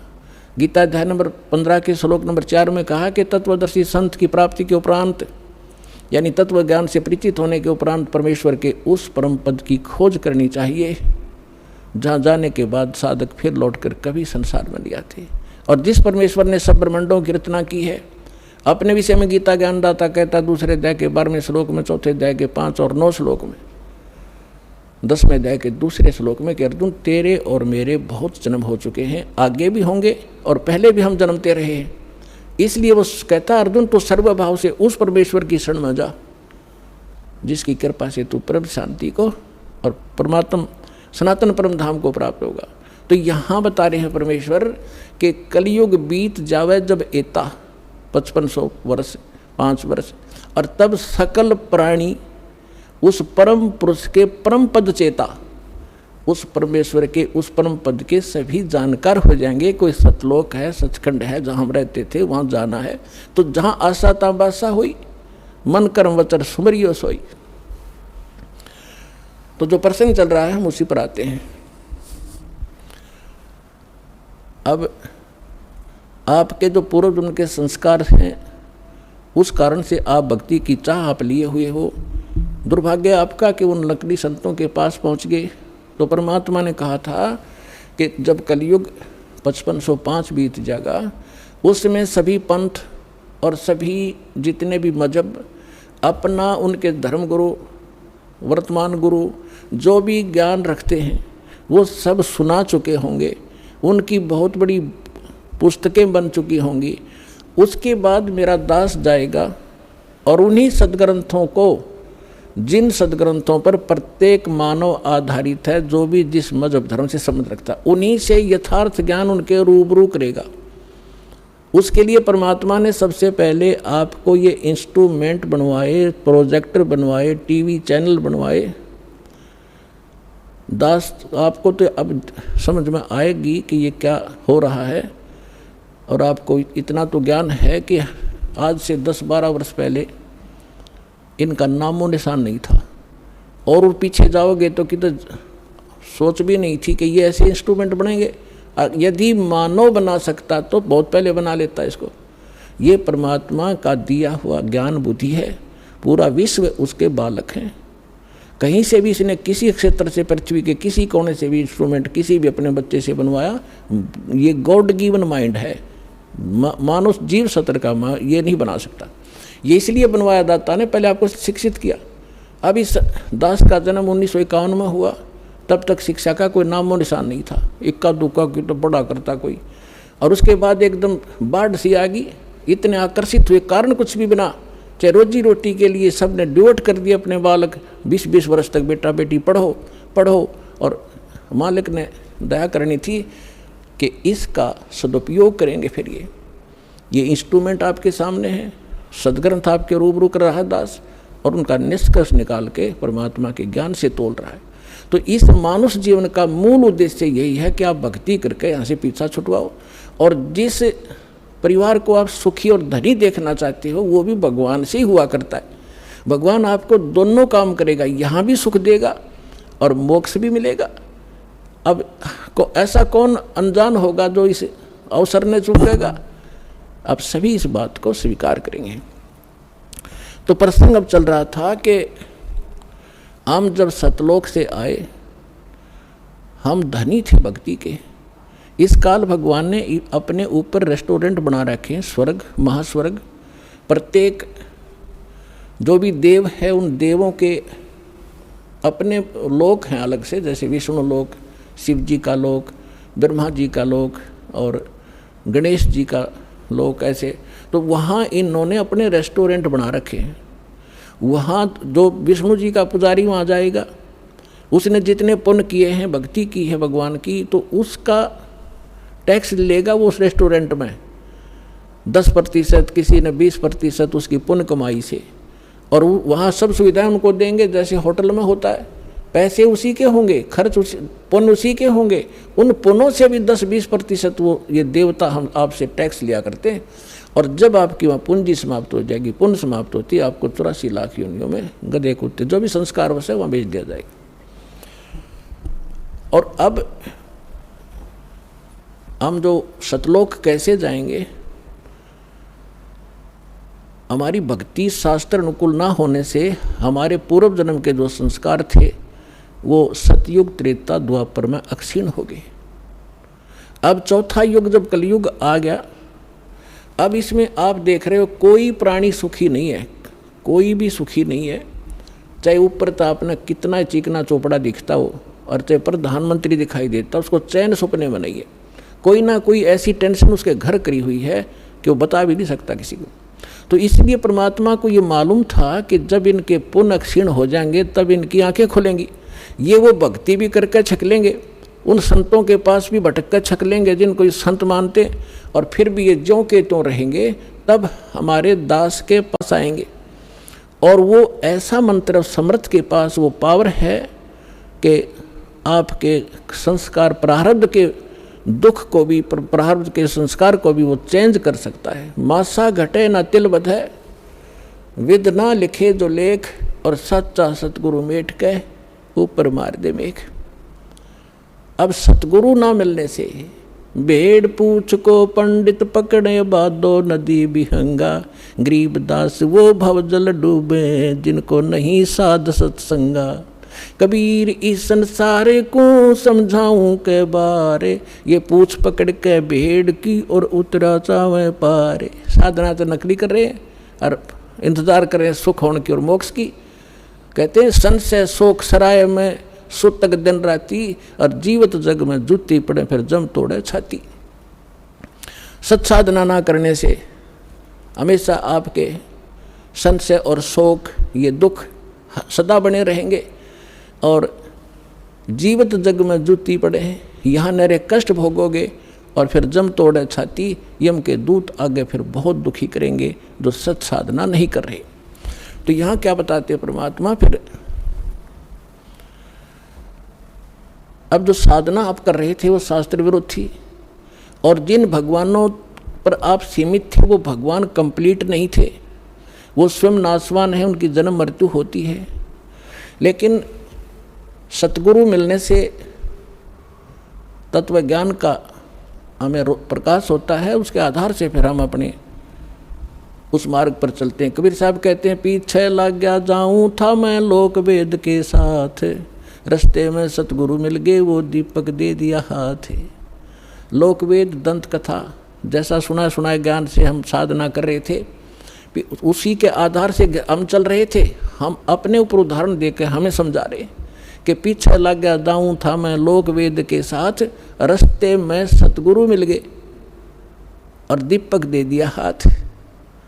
ये तत्व ज्ञान रूपी टॉर्च दे दी, लालटेन दे दी। अब इसकी रोशनी में हम गड्ढों में, बोझड़ों में, कांटों में नहीं जाएंगे, इसके प्रकाश से हम सुमार्ग पर चलकर मंजिल पर पहुंच जाएंगे। अब हम आते हैं जो आज प्रसंग शुरू किया था कि हम यहाँ किस लिए जन्मे हैं, हमारा उद्देश्य क्या है, हम क्यों जन्म मर रहे हैं। हम अपने बच्चों के लिए अपनी संपत्ति के संग्रह करने के लिए सारा जीवन न्यौछावर कर देते हैं, और हमारे सामने या तो कोई बच्चे की मृत्यु हो जाती है या स्वयं ही हम चले जाते हैं, तो उस समय हमारी बुद्धि काम करने योग्य नहीं रहती, केवल हाहाकार, रोना पीटना, अब क्या होगा, बच्चों का क्या होगा, कहाँ जाऊँगा, तो इतनी सी बात समाई रह जाती है। तो यहाँ परमात्मा हमें याद दिलाते हैं कि अब आपको एक विकल्प दिया जा रहा है कि आप ये साधना करो जो शास्त्र अनुकूल है, और शास्त्र अनुकूल साधना इस दास के अतिरिक्त इस विश्व में नहीं है। कुछ दिनों में बुद्धिमान हो आपके रूबरू सारा ज्ञान होगा। उन महापुरुषों का भी दास दिखाता है, साथ के साथ ये मंत्र बताते हैं, ये मंत्र बताते हैं, ये ज्ञान सुनाते हैं, और ये वास्तविक ज्ञान है, ये वास्तविक मंत्र हैं, ये हमारे सद्ग्रंथ प्रमाणित करते हैं, और ये उन्हीं महापुरुषों ने इन मंत्रों का जाप किया जिनको आप मोक्ष प्राप्त मानते हैं, उनके इतिहास से आपके रूबरू किया जाता है, जिससे एक इस उलझे हुए गुत्थी को समझाने के लिए एक पॉइंट के ऊपर ढेर सारे प्रमाण आपको दिखाने पड़ते हैं। जब पिछला रंग हटता है और तब जाके ये ज्ञान ग्रहण होता है। तो जो प्रसंग चल रहा है कि जैसे कई भक्त कह देते हैं कि आपके जैसे कबीरपंथियों से हमारे भक्त मिलते हैं, या राधा स्वामी वालों से, दन सतगुरु वालों से, ये ही ज़्यादा भगवान उस सतलोक का ठेका ले रहे हैं कबीरपंथी, और ये वो नकली कबीरपंथी हो तो फिर तो बात खत्म हो जाती। पंथ माने मार्ग, वे जो भगवान ने रास्ता बताया कबीर साहब ने, वो कबीर पंथ है, वो कबीर के जी के द्वारा दिया गया मार्ग है, वो कहते हैं कबीरपंथी। अब जैसे यहाँ हिसार से जा रहे हैं इस सिरसा की ओर और कह रहे हैं हम दिल्ली की ओर जा रहे हैं, हमें दिल्ली जाना है, हम दिल्ली पंथी हैं, तो उनको कौन समझावे? जा रहे हो सिरसा की ओर और कह रहे हो हम दिल्ली जा रहे हैं, तो कहते हैं कबीरपंथी और जा रहे हैं काल के पंथ पर। तो वो परमात्मा वाला ज्ञान नहीं और वो सत भक्ति नहीं, तो वो कबीरपंथी नहीं है। वैसे अब इनका छाप लगी कबीरपंथ की, जो कहना पड़ा है उनको समझाने के लिए कि वो व्यक्ति हैं जो गलत साधना करें। तो ये सभी सतलोक की महिमा सुनाते हैं, और जब हमारे भक्त उनसे कहते हैं कि ऐसे ऐसे वहाँ चलो सही साधना है, सही ज्ञान है, तो वो कहते हैं नहीं, वो तो काल के नाम देता, शुरू से ही काल के नाम देता है। काल कौन से? ब्रह्मा विष्णु महेश के, देवताओं की पूजा बताता है। पुण्यात्माओं, ये ज्ञान का टोटा है। जब ज्ञान संपूर्ण होगा तब आपको पता चलेगा कि ब्रह्मा विष्णु महेश ये अलग नहीं कर सकते हम इनको। जैसे श्रीमद् भगवद गीता अध्याय नंबर 15 के श्लोक नंबर 1 से लेकर 4 में एक विशेष विवरण है कि ये ऊपर को जड़ और नीचे को तीनों गुण रूपी शाखा वाला उल्टा लटका हुआ एक संसार रूपी वृक्ष समझ लो, और इसकी तीनों गुण रूपी शाखा है। इतना गीता ज्ञानदाता केवल इतना नॉलेज रखता है कि ऊपर ने तो जड़ समझो, और जड़ वो दृढ़ है, वो अविनाशी पोर्शन है जो मूल है इस संसार रूपी वृक्ष का, और उस मूल मालिक है जो जड़ है, सभी का धारण पोषण भी वही करता है, क्योंकि पूरे वृक्ष को, पेड़ को जड़ से ही आहार प्राप्त होता है, खुराक मिलती है। गीता अध्याय नंबर 15 के श्लोक नंबर 16 और 17 में 3 पुरुष बताए, सरपुरुष, अक्षर पुरुष, और 17वें श्लोक में कहा कि उत्तम पुरुष है तो अन्य, सरपुरुष और अक्षर पुरुष से कोई और है उत्तम पुरुष, श्रेष्ठ भगवान, और वही तीनों लोकों में प्रवेश करके सबका धारण पोषण करता है। अब इन 2 श्लोकों का लिंक अब उन प्रथम के 4 श्लोकों से है 15वें अध्याय के। तो इसमें बताया कि उल्टा लटका एक संसार रूपी वृक्ष है, और जो तत्वदर्शी संत की पहचान बताई है कि जो इस संसार रूपी वृक्ष के सभी विभागों को भिन्न भिन्न बता देगा, सवेदवित, वो तत्वदर्शी संत है। चौथे अध्याय के 34वें श्लोक में जो तत्वदर्शी संत के विषय में कहा है कि उसकी शरण में जाओ, उससे पूछ, वो उसकी पहचान बता दी कि उल्टे लटके संसार रूपी वृक्ष के सभी पार्ट्स बता देगा, सवेदवित, वो तत्वदर्शी संत है। तो 600 वर्ष पहले परमात्मा स्वयं आए थे, और गीता अध्याय नंबर 4 के श्लोक नंबर 32 में जो कहा है कि वो सच्चिदानंद घन ब्रह्म अपने मुख कमल से अमृतवाणी बोलता है, वो तत्व ज्ञान है, वो निष्कर्ष है सारे अध्यात्म का, और वो तत्वदर्शी संत के ही पास होगा और मिलेगा नहीं तुझे। तो यहाँ परमात्मा ने 600 वर्ष पहले उस तत्वदर्शी संत की भूमिका जैसी उनकी लीला है वो किया ही करते हैं।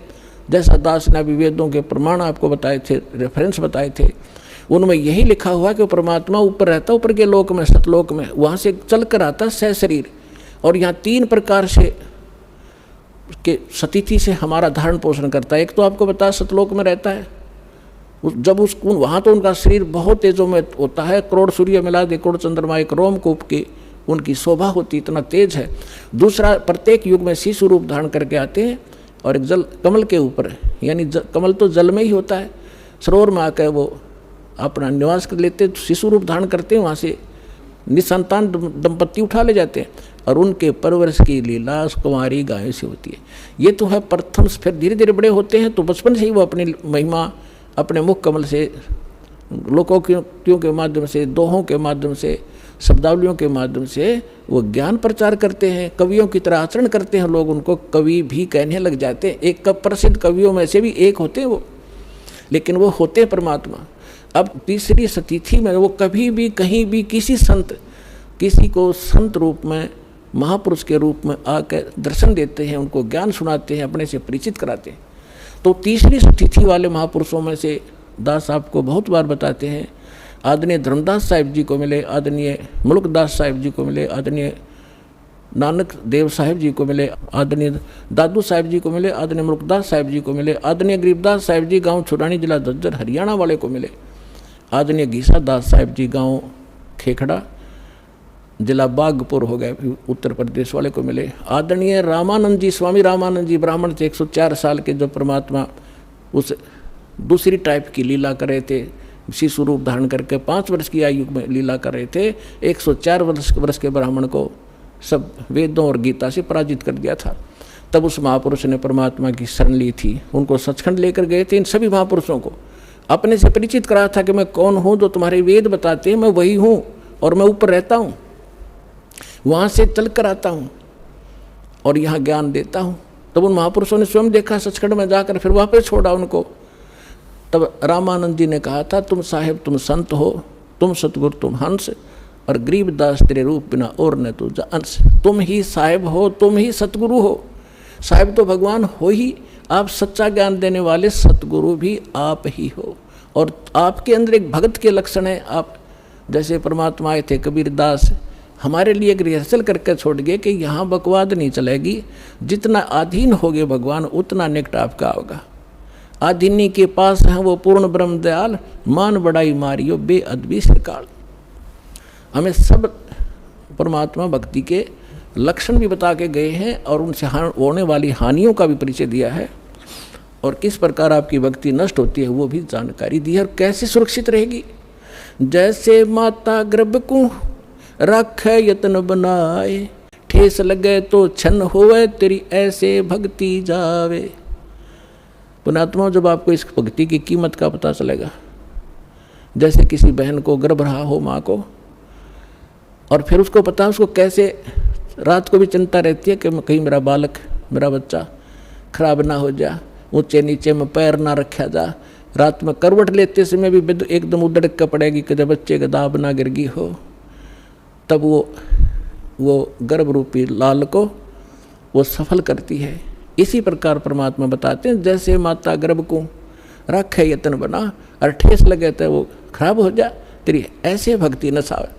तो इस भक्ति के अंदर आपने मर्यादा गढ़नी जरूरी है। अब परमात्मा ने आपको सद्भक्ति भी मिल गई, दास भी मिल गया, आपके अंदर भक्ति प्रवेश भी कर दी। अब उस लाल को आपने सुरक्षित रखना पड़ेगा। जरा सी लापरवाही में वो बात भक्तिहीन हो जाओगे, फिर वहीं की वहीं फिर स्टार्ट होगी नए सिरे। तो इससे इतना डर के इस भक्ति को सफल करो। अब जो प्रसंग चल रहा है कि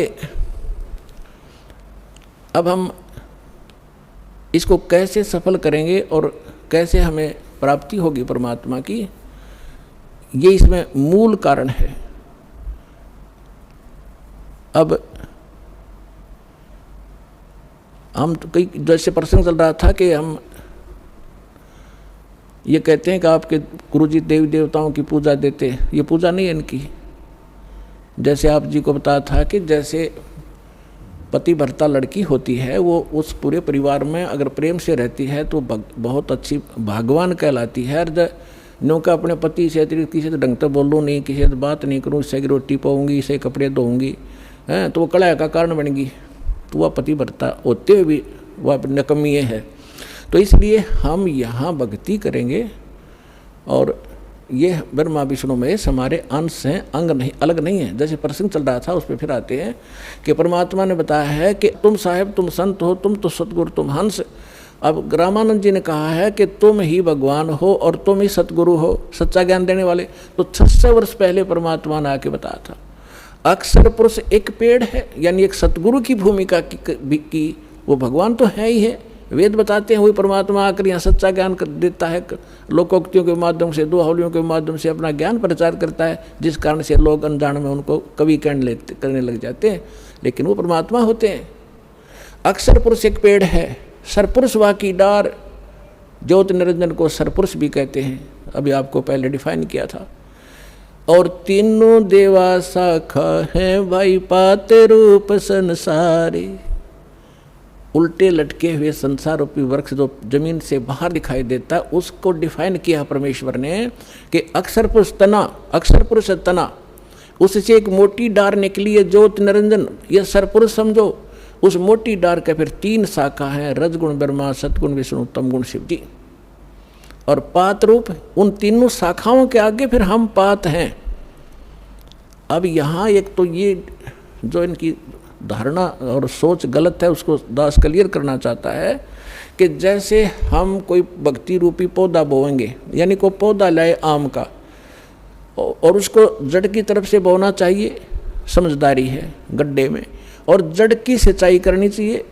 तो जड़ की सिंचाई हम करेंगे तो वो तना भी, डार भी और टहनी भी बड़ी होंगी, वो पेड़ बनेगा। और हमने क्या कर रखा है कि हमने पौधा उल्टा रोप लिया भक्ति रूपी, हमने ब्रह्मा विष्णु महेश इन शाखाओं को इष्ट मान लिया और इनको गड्ढे में डाल दिया, इनको तो गड्ढे में डाल लिया, जड़ कर दी ऊपर ने, और हम सिंचाई करने लगे इनकी। आपको एक चित्र दिखा देता हूँ, जल्दी समझ में आ जाएगी। ये देखिएगा, हमने पौधे को कैसे बीजना चाहिए था और बीज कैसे लिया। ये है संसार रूपी वृक्ष, देखिएगा, ये है ऊर्ध्व मूलम अधः शाखम, ऊपर को जड़ और नीचे को शाखा वाला ये उल्टा लटका हुआ संसार रूपी वृक्ष है। और परमात्मा ने इसकी डिफाइन किया है, अक्षर पुरुष एक पेड़ है, ये परमात्मा की वाणी है। निरंजन कहो सरपुरुष को हुआ की डार, और तीनों देवा शाखा हैं ये पात रूप संसार। ये इस जमीन से बाहर जो दिखाई देता है उसको पेड़ बोलते हैं। अक्षर पुरुष एक पेड़ है, सरपुरुष यानी ज्योति निरंजन वा की डार, और तीनों देवा शाखा हैं ये पात रूप संसार। हम यहाँ पर हैं पात रूप संसार, और वो जो तीनों लोकों में प्रवेश करके सबका धारण पोषण करता है वो है उत्तम पुरुषत्व ने। ये है जड़ मूल सबका मालिक, यहाँ से हम सबको आहार मिलता है। यानी इस सरपुरुष, अक्षर पुरुष और ब्रह्मा विष्णु महेश तक का पालक यही है, लेकिन थ्रो प्रॉपर चैनल हम तक पहुँचता है। अब जैसे श्रीमद् भगवद गीता अध्याय नंबर 3 के श्लोक नंबर 10 से लेकर 15 तक विशेष विवरण है कि जब ब्रह्मा जी प्रजापिता ने सबसे पहले सृष्टि रचकर उनको संदेश दिया था कि तुम अपने यज्ञ अनुष्ठान करो और उसके द्वारा देवताओं को बढ़ाओ, शास्त्र अनुकूल साधना करो और उनसे देवताओं को बढ़ाओ, और बड़े हुए देवता तुम्हारे को बिना मांगे ही इच्छित भोग दिया करेंगे, और जो अपने संस्कार प्रारब्ध में मिले हुए से और उसमें से कुछ दान धर्म पुण्य नहीं करता वो तो चोर है भगवान का। फिर 14वें 15वें श्लोक में स्पष्ट किया है कि उस परमात्मा को जो सबका धारण पोषण जो परम अक्षर पुरुष है उसको इष्ट रूप में मान कर सभी धार्मिक अनुष्ठानों को करना चाहिए, जिससे आपको सभी लाभ प्राप्त होंगे। तो हम पूर्ण परमात्मा को इष्ट मानकर जड़ की पूजा करवाते हैं, और इन ब्रह्मा विष्णु महेश को अपने आप ही वो हमारे संस्कार शुभ बनकर इनके पास पहुंच जाते हैं। अब जैसे ये तो आपने पेड़ देखा, अब हम पौधा दिखाते हैं। कई कहते हैं कि रामपाल तो हमारे देवताओं को छुड़वाता इसलिए हम वो साधना नहीं करें। ये तो बालक हैं, बालक वाला ज्ञान वाला व्यक्ति ऐसी ही भाषा बोला करता है। जब उनको ज्ञान होगा तो पता चलेगा कि दास ना देवता छुड़वाता, आपको उन देवताओं को ढंग से पूजने की तरीका बताता हूँ साधना का, जिससे आपको लाभ मिलेगा, आपका जीवन सफल होगा। अब देखिएगा, आप कोई पौधा लाए तो उसको ये ऐसे बीजना चाहिए और आम व्यक्ति इसको स्वीकार करेगा। सीधा बीजा हुआ भक्ति रूपी पौधा। अब ये मूल है, पूर्ण परमात्मा अक्षर पुरुष जड़ है। इसको गमले में या गड्ढे में लगाया और सिंचाई की, सतभक्ति की, तो इस जड़ से फिर ये सभी देवता, ये तीनों देवा शाखा, ये बड़े हुए, पेड़ बन गया। पेड़ बनकर फिर फल इनका लगेगा टहनियों पर, माँ विष्णु महेश को। अब इतना अनजान कौन होगा? वो मूर्ख ही होगा जो यूँ कह है कि माली जड़ की पूजा करता है और टहनियों को तोड़ के फेंकवा दे, फिर उस पूजा का फायदा क्या होगा? टहनियों के ही तो फल लगेंगे। ये ब्रह्मा विष्णु महेश ही आपके शुभ संस्कार अशुभ संस्कार जैसे भी होंगे यही देंगे आपको। ये कंट्रोलर है यहाँ के। और जब हम शास्त्र अनुकूल साधना करेंगे तुम्हारे सारे शुभ ही शुभ होंगे और वो जाएंगे इनके पास, ये फिर आपको देंगे। जैसे जड़ की पूजा की, ये एग्जाम्पल है, ये उदाहरण है कि जड़ की पूजा करने से वो टहनियों के फल लगेंगे और वो फल अपने आप लगेंगे, वो टहनियों के बस की नहीं। यानी आपके शुभ संस्कार होंगे तो ब्रह्मा विष्णु महेश आपको देंगे ही देंगे, चाहे आप कितना बैठे हो, चाहे जंगल में बैठे हो, वहाँ भी जाकर देंगे आपको। ये इनका कर्तव्य बना है। अब आप कैसे कर रहे हो और दास क्या करवाना चाहता है ये देखिएगा। आप ऐसे कर रहे हो, आपने क्या किया है? भक्ति रूपी पौधा यानी साधना शास्त्र विरुद्ध कर रखी है। आप ब्रह्मा विष्णु महेश को इष्ट मान लिया और इसको गमले में लगा दिया टहनियों को, और इसकी इनकी पूजा शुरू कर दी, जड़ छोड़ दी। ये भक्ति रूपी पौधा आपका सूख गया, जिस कारण से आपको कोई लाभ आध्यात्मिक प्राप्त नहीं हो रहा। दास कहता आप इसको ऐसे कर लो, बस ये ब्रह्मा विष्णु महेश है, इनका फल लगेंगे इन टहनियों के, और बिना मांगे ही आपको फिर ये फल दिया करेंगे जब आप इस मूल की पूजा करोगे। एक कैसा दे सब सद है, एक कैसा दे सब सद है, और सब सद सब जावे, माली सिंचे मूल को हो, फल फूल ए गए। इतनी सी बात है, और ये हमारा शास्त्र अनुकूल ज्ञान है और शास्त्र अनुकूल साधना है। प्राप्त करो और अपना कल्याण कराओ।